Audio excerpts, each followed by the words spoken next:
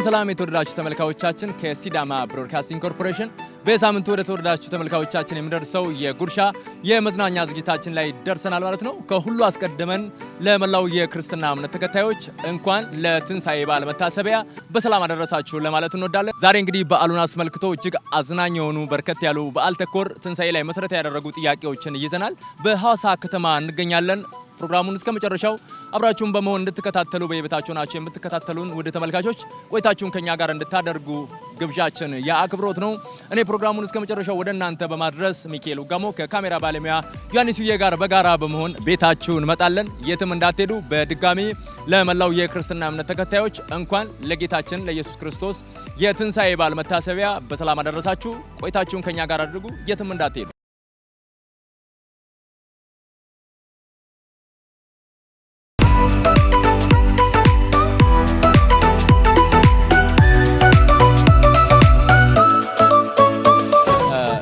ኢየሱስ ክርስቶስ የሸጠው ማን ነው? በስንት ስትል አሁን ብር ወስዷል አይደል? ሽጦ በስንት ሳንቲም ነበረ? በሳንቲም እንኳን አይመስለኝም።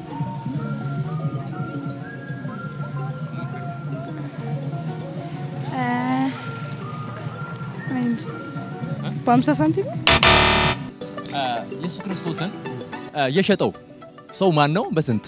ይሁዳ 30 ዲናር ነው። 30 ዲናር? እርግጠኛ ነህ? ትንሳኤ ስታሰብ ኢየሱስ ክርስቶስ የሞተበት የተሰቀለበት ነውና ኢየሱስ ክርስቶስን የሸጠው ማን ነው? በስንት? በ30 ብር። በ30 ሳንቲም። በ30 ሳንቲ በብርም አይደለም፣ በ30 ሳንቲ ሳንቲ ነበር ሲሰጥ ያየ ነው። በ30 ሳንቲ ነው። ግን እዛ ላይ ስንሰማ ደግሞ በ30 ብር ነው የሚለው። የሸጠውስ ማን ነው? በስንት ሸጠ? ይሁዳ በ30 ዲናር። በ30 ዲናር የሸጠው ማን ነው? በስንት ሸጠው? ይሁዳ በስንት? በ30 ብር። 30 ብር? ይሁዳ ነው ሸጠ። ብር ነው ዲናር? 30 ብር ነው። 30 ብር ወቅቱ ነበር እኮ ዲናር ነው። ዲናር ነው። እና ምንድን ነው 30 ብር ነው ዲናር ነው? ዲናር 30። እሺ በጣም ኢየሱስ ክርስቶስን የሸጠው ደቀ መዝሙር ማን ነው? በስንት ሸጠው? በ30 ብር።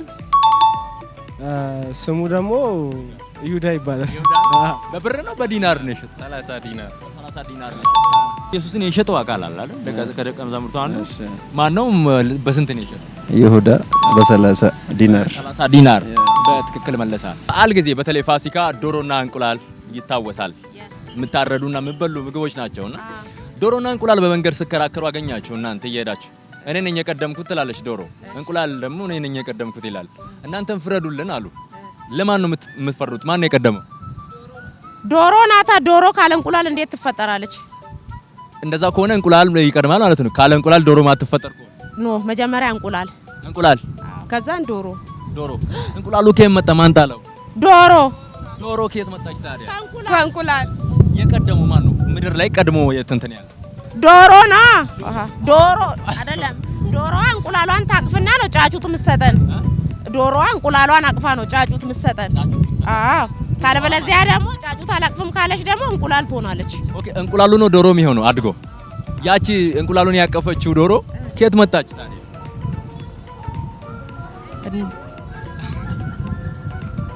እንዴ ከየት መጣች? የቱ ማን የቀደመው? እናንተ አሁን ልትፈርዱ ነው።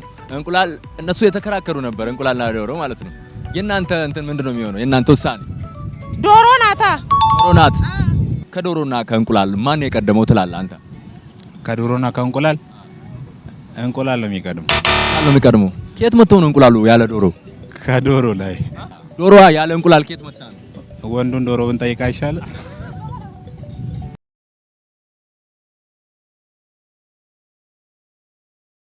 አንተ በመንገድ እየሄዳችሁ ዶሮና እንቁላል ስከራከሩ አገኛችሁ። ዶሮ እኔ ነኝ የቀደምኩት ትላለች፣ እንቁላል እኔ ነኝ የቀደምኩት ይላል። እናንተን ፍረዱልኝ አሉ ሁለቱ። ለማን ነው የምትፈርዱት? አንተ ለማን ትፈርዳለህ? እኔ ማን የቀደመው ትላለህ? ከዶሮና ከእንቁላል ያው ሁለቱም አልቀደሙም።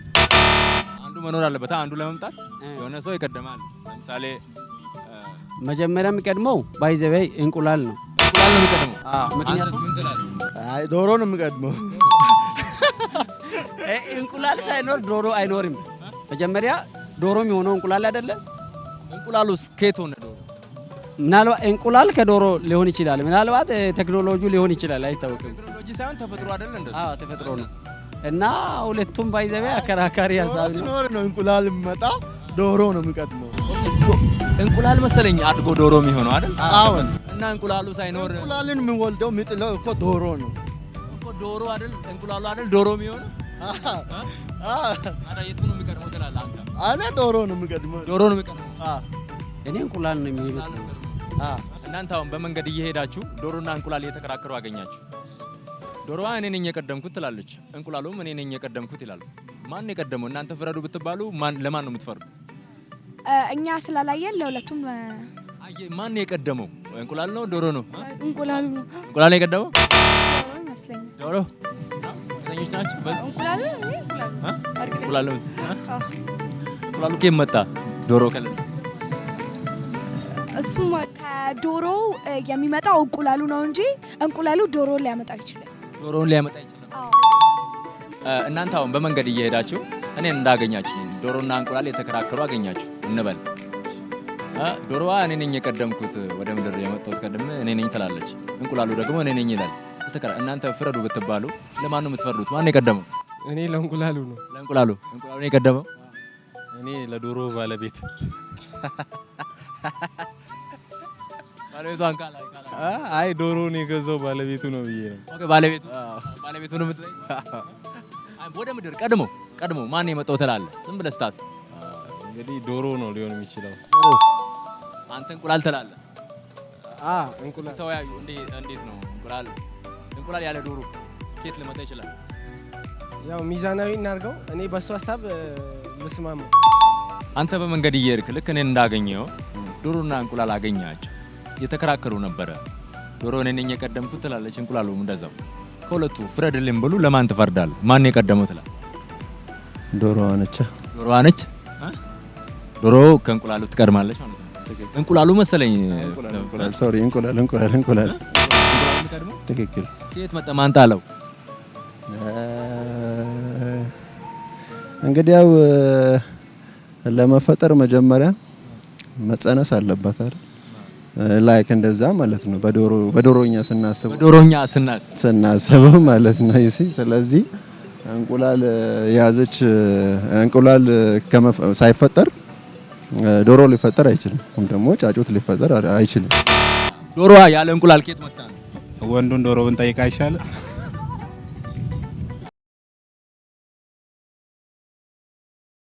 ዛሬ በሐዋሳ ከተማ እንግዲህ ቆንጆ ቆይታ ያደረገን እንገኛለን። ባልተኮር የሆኑ ጥያቄዎችን ትንሳኤን መሰረት ያደረጉ ጥያቄዎችን የጠየቀን ቆንጆ ቆይታ ያደረግን ነው። በየቤታችሁ ናችሁ የተዝናናችሁ ቁም ነገር እያገኛችሁ እንደሆነም ተስፋ እናደርጋለን። እስቲ ይህ ስዕል ምን እንደሆነ እንጠይቃለን። አብረን እንከታተል። የሰው ምላሽ ምንድን ነው? በየቤታችሁ ናችሁ እናንተም ሞክሩ። አብራችሁን ቆዩ።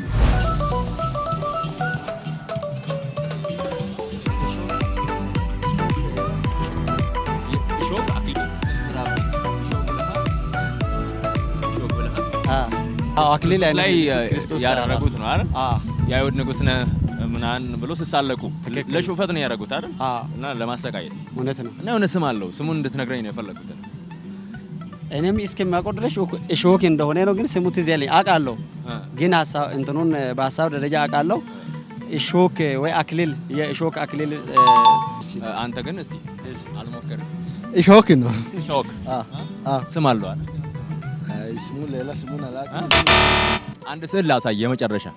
ከዛ በትክክል ከመለስክ ካርድ ይሸልምሃል።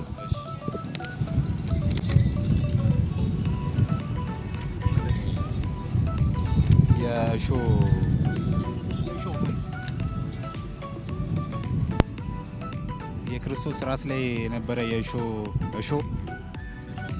ስም አለው። የእሾ ምን? የእሾ አክሊል።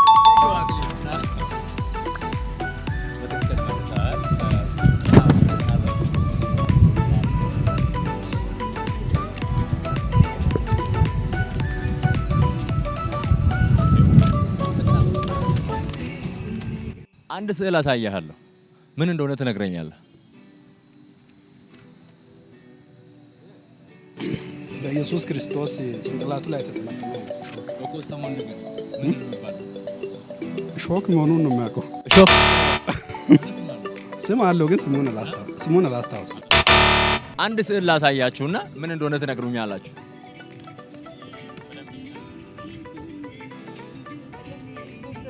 በእሾክ የተደረገ ምንድነው የሚባለው?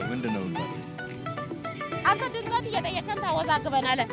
ወይኔ እንትን ነው ምንድነው? ሽቦ እሾክ ነው ግን ስም አለው። የስ ልክ ነህ። ስም አለው። በእናትህ አጋጣሚ ስለጠየቀን ታፈው ስም ደግሞ እናርኩ ስም አለው። እሾክ አይደለም የሚባለው። የሆነ ስዕል ላሳያችሁና ምን እንደሆነ ትነግሩኛላችሁ። ኢየሱስ ክርስቶስ የተሰቀለ ሰዓት ላይ የሚያደርገው ጭቅላት ላይ የሚያደርገው መስቀል አይደለም። በእንግሊዝኛው ክራውን ነው። በአማርኛው ሲሆን ደግሞ የሆነ ስዕል ላሳያችሁና ትነግሩኛላችሁ ምን እንደሆነ። አላያችሁም? ከዚህ አክሊል የእሾህ አክሊል ኢየሱስ ክርስቶስ ሲሰቀል የተደረገበት የእሾህ አክሊል ይባላል። ቀጥለናል። የተወደዳችሁ ተመልካዮቻችን ዛሬ እንግዲህ በዓልን ያስመለከቱ ትንሣኤ ላይ ያጠነጠኑ ጥያቄዎችን የጠየቀን ቆንጆ ቆይታ ያደረግን ነው። አሁን አንድ ጥያቄ ልንጠይቅ ነው። ተሳታፊዎቻችን ቤት ላሉ ወዳጅ ጓደኞቻቸው ለቤተሰቦቻቸው ይደውላሉ። ወዳጅ ጓደኞቻቸው ደግሞ በሚሰጡት ምላሽ ላይ መሰረት አድርገን የምንሸልም ነው የሚሆነው። ቆይታችሁን ከኛ ጋር አድርጉ። አሁንም አብራችሁን ቆዩ። ቤተሰብ ጋር ትደውላላችሁ። ስልክ በቃል ታውቃላችሁ አይደል? ወይ ማዘርሽ ጋር ወይ ፋዘር ጋር ትደውያለሽ። ደውለሽ እንኳን አደረሰ አባዬ ብለሽ እንኳን አብሮ አደረሰን ልጄ ካለሽ እሸልምሻለሁ። እንኳን አደረሰሽ ልጄ ይሄን ነገር ማለት አለበት ግዴታ። እንደውል አይደል? ሄሎማ እንኳን አደረሰሽ። አይ መንገድ ላይ ቃለ መጠይቅ ተደርጌ እንኳን አብሮ አደረሰን ካልሽን ሽልማት አለኝ። እሺ አመሰግናለሁ። አንቺም እንኳን አደረሰሽ። እሺ ኢየሱስ ክርስቶስን የሸጠው ደቀ መዝሙር ማን ነው? በስንት ሸጠው ትያለሽ? በትክክል ከመለሰ አንቺ ትሸለሚያለሽ ማለት ነው።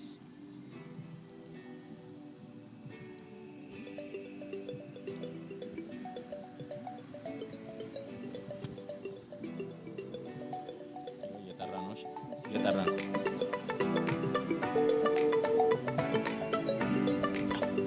ሄሎ አባ ብሌን ነኝ። መንገድ ላይ የሆነ ጥያቄ ጠይቀውኝ ነውና ይጠይቁ ትመልስላችኋለህ? እሺ። እግዚአብሔር ኢየሱስን የሸጠው ሰው ማን ነው እና በስንት ብር ነው የሸጠው? እሺ። በ30 ብር ነው። በ30 ብር ነው በዲናር 30 ዲናር መሰለኝ ብር ነው። ያው እኛ 30 ብር ያው ብር ነው። በወቅቱ ዲናር ነው። በጣም እናመሰግናለን። ከሲዳማ ብሮድካስቲንግ ነው። በመንገድ ላይ አግኝተናቸው ነው ከክላስ ሲወጡ። ከሲዳማ ብሮድካስቲንግ ኮርፖሬሽን። መልካም በዓል ብለናል።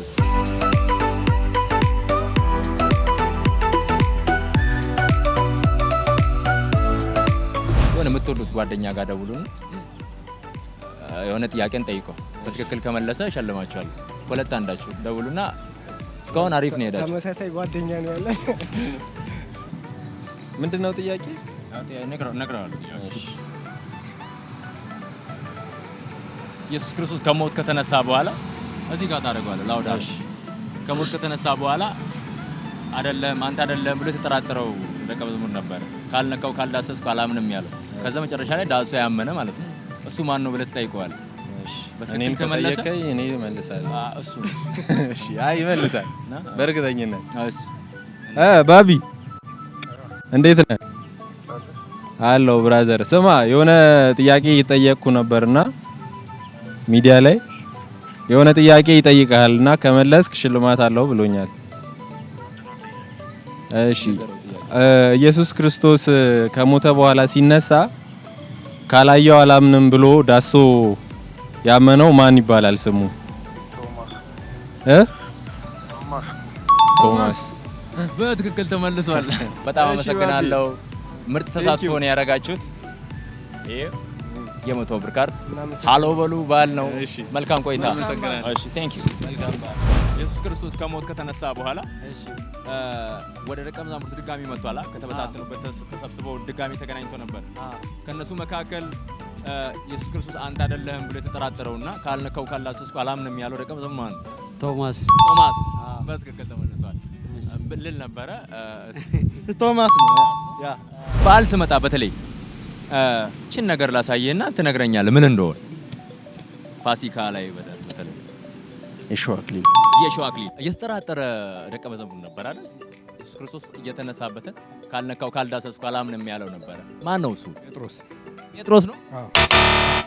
እየተጠራጠረው ማለት ካልነካው ካልዳሰስኩ አላምንም ያለው ነው። ማን ነው? ዮሐንስም አይደለም። ስምዖን አይደለም። ውሼ ስምዖን መሰለኝ። ኢየሱስ ክርስቶስ ከሞተ በኋላ ከተነሳ ድጋሚ ሞትን አሸንፎ ከተነሳ በኋላ ድጋሚ ወደ ደቀ መዛሙርት መጥቷል አይደል? መጥቷል ወደ ተማሪዎች ማለት ነው። ከመጣ በኋላ ኢየሱስ ክርስቶስ አልተነሳም ብሎ የተጠራጠረው ደቀ መዝሙር ነበር። ማን ነው እሱ? ካልነካው ካልዳሰስኩ አላምንም ያለ።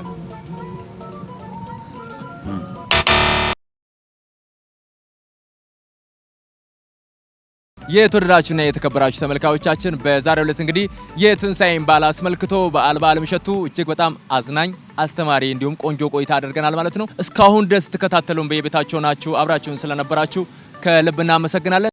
ለመላው የክርስትና እምነት ተከታዮች እንኳን ለትንሳኤ በዓል በሰላም አደረሳችሁ ለማለት ወደድን።